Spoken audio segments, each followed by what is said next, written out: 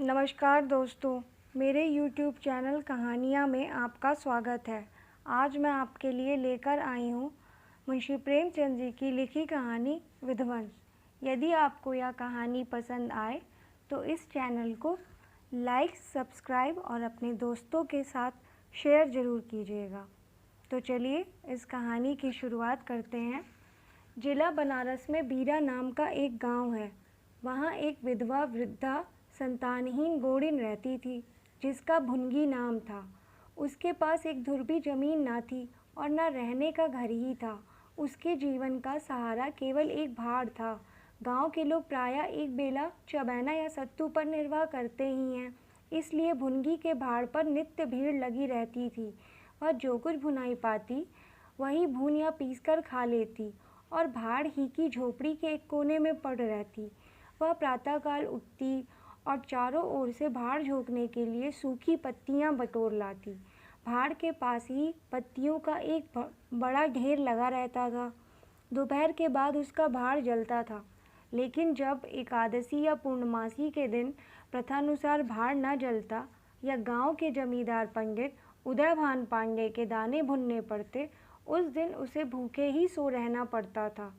पंडित जी उससे बेगार में दाने ही न भुनवाते थे, उसे उनके घर का पानी भी भरना पड़ता था और कभी कभी इस हेतु से भी भाड़ बंद रहता था।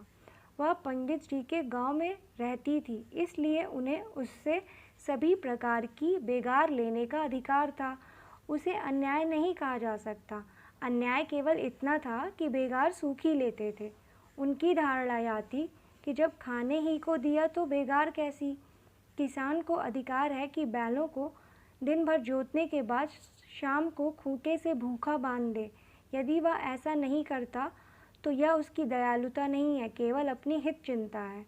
पंडित जी को उसकी चिंता न थी, क्योंकि एक तो भुनगी दो एक दिन भूखी रहने से मर नहीं सकती थी, और यदि दैव योग से मर भी जाती तो उसकी जगह दूसरा गुण बड़ी आसानी से बसाया जा सकता था। पंडित जी की यही क्या कम कृपा थी कि यह भुनगी को अपने गांव में बसाए हुए थे।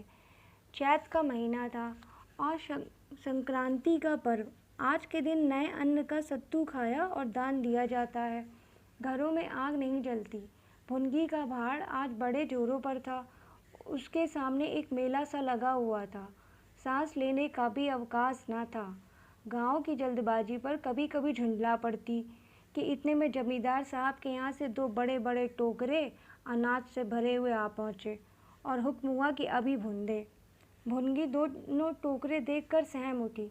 अभी दोपहर था, पर सूर्यास्त के पहले इतना अनाज भुनना असंभव था। घड़ी दो घड़ी और मिल जाते तो एक अठवारे के खाने भर को अनाज हाथ आता। दैव से इतना भी न देखा गया, इन यमदूतों को भेज दिया। अब पहर रात तक सेंत मेत में भाड़ में जलना पड़ेगा। एक नाराज से भाव से दोनों टोकरे ले लिए। चपरासी ने डांट कर कहा, देर न लगे, नहीं तो तुम जानोगी। भुनगी, यहीं बैठे रहो, जब भुन जाए तो लेकर जाना। किसी दूसरे के दाने छूऊं तो हाथ काट लेना। चपरासी, बैठने की हमें छुट्टी नहीं है, लेकिन तीसरे पहर तक दाना भुन जाए। चपरासी, तो यह ताकीद करके चलते बने और भुनगी अनाज भुनने लगी। लेकिन मन भर अनाज भुनना कोई हंसी तो थी नहीं। उस पर बीच बीच में भुनाई बंद करके भाड़ भी झोंकना पड़ता था। अतएव तीसरा पहर हो गया और आधा काम भी ना हुआ। उसे भय हुआ कि जमींदार के आदमी आते होंगे, आते ही गालियां देंगे, मारेंगे। उसने और वेग से हाथ चलाना शुरू किया। रास्ते की ओर ताकती और बालू नाद में छोड़ती जाती थी, यहाँ तक कि बालू ठंडी हो गई, सेवड़े निकलने लगे। उसकी समझ में न आता था क्या करे। न भुनते बनता था, न छोड़ते बनता था। सोचने लगी, कैसी विपत्ति है। पंडित जी कौन मेरी रोटियां चला देते हैं, कौन मेरे आंसू पोंछ देते हैं। अपना रक्त जलाती हूँ तब कहीं दाना मिलता है, लेकिन जब देखो खोपड़ी पर सवार रहते हैं, इसलिए ना कि उनकी 4 अंगुल धरती से मेरा निस्तार हो रहा है। क्या इतनी सी ज़मीन का इतना मोल है। ऐसे कितने ही टुकड़े गांव में बेकाम पड़े हैं। कितनी बकरियां उजाड़ पड़ी हुई हैं। वहाँ तो केसर नहीं उपजती, फिर मुझी पर क्यों यह 8 पहर धौंस रहती है। कोई बात हुई और यह धमकी मिली कि भाड़ खोद कर फेंक दूंगा, उजाड़ दूंगा। मेरे सिर पर भी कोई होता तो क्या बौछारें सहनी पड़ती।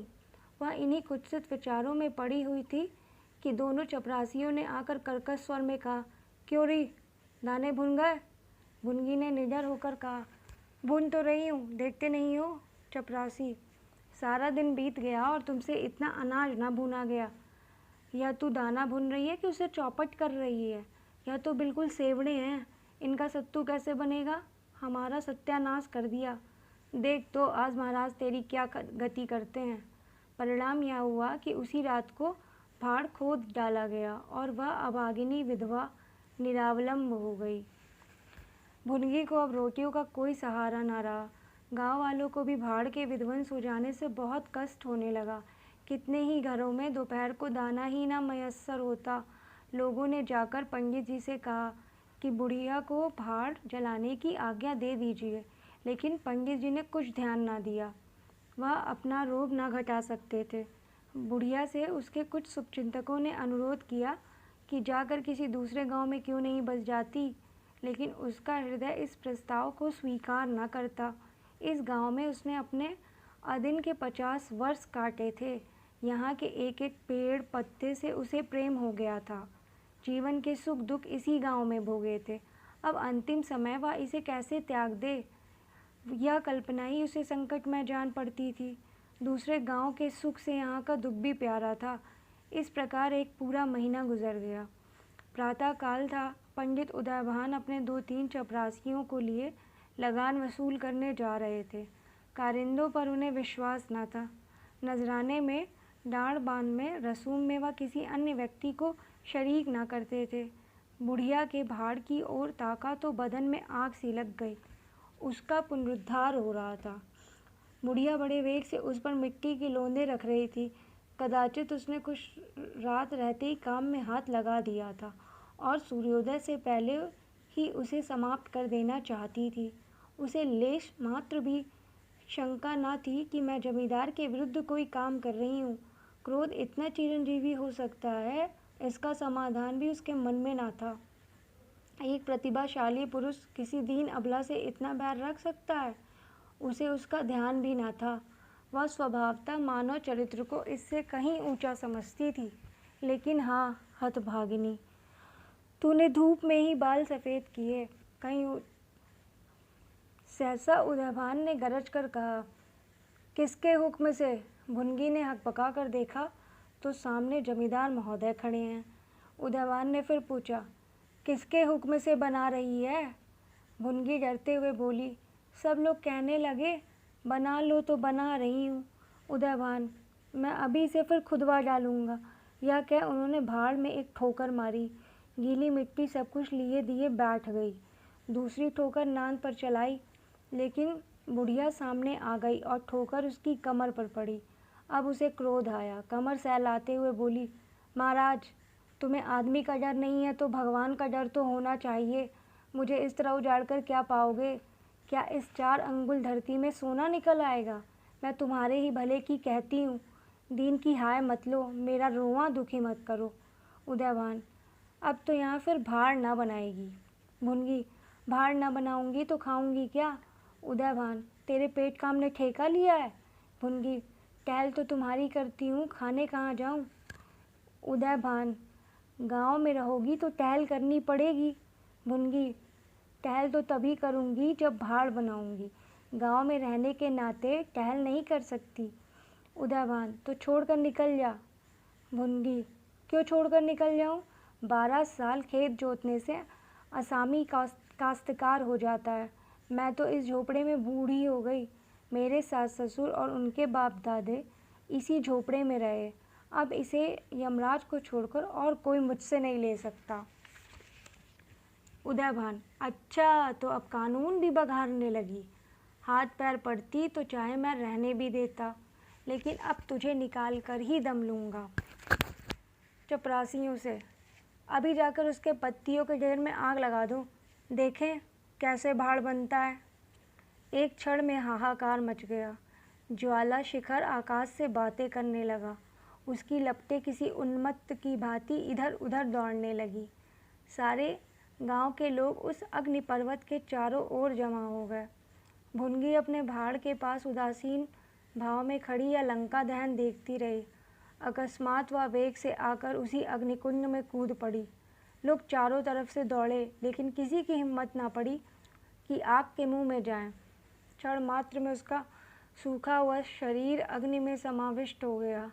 उसी दम पवन भी वेग से चलने लगा।